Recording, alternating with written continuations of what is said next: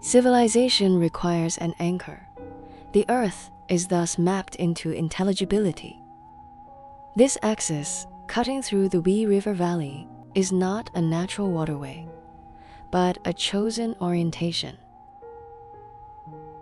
It aligns the contours of mountains, the breath of wind, and the angle of sunlight with an artificially imposed order. The measure of rammed earth. Order replicates itself, starting from its most fundamental unit.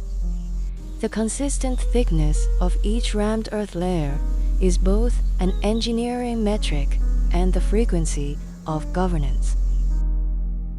When this rhythm extends into city walls, imperial highways, and legal codes, standardization becomes the very syntax through which power is transmitted. The grid of the 108 wards encodes space, time, and behavior into a single system. The opening and closing of ward gates regulated day and night, and governed every possibility of life. 4. The Centripetal tribute. The tributary system is the ultimate validation of these coordinates of order. Regardless of orange, the routes for tribute were preordained as rituals converging toward the center. Every arrival was a reaffirmation of the center's singularity. Order reveals its essence as it extends toward the periphery. The simplified form of beacon towers is the attenuated projection of the central structure where its reach falls short. The coercive nature of the rules is most starkly visible precisely when it weakens.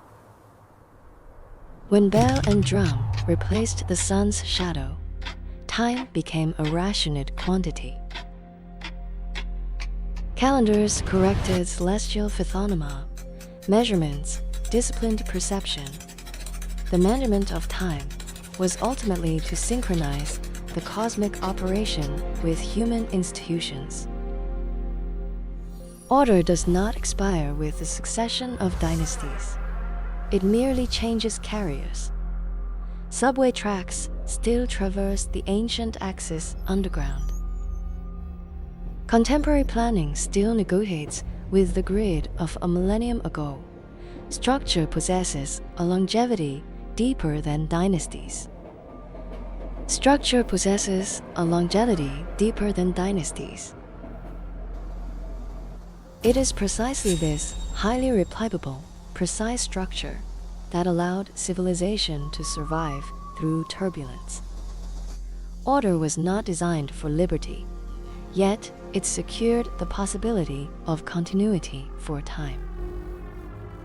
Here, civilization chose to define itself by stone stelae rather than seafaring vessels. Every character is confined within its stone grid, just as every individual is confined within the system. When the structure is sufficiently precise, flow itself becomes an exception, requiring cautious permission.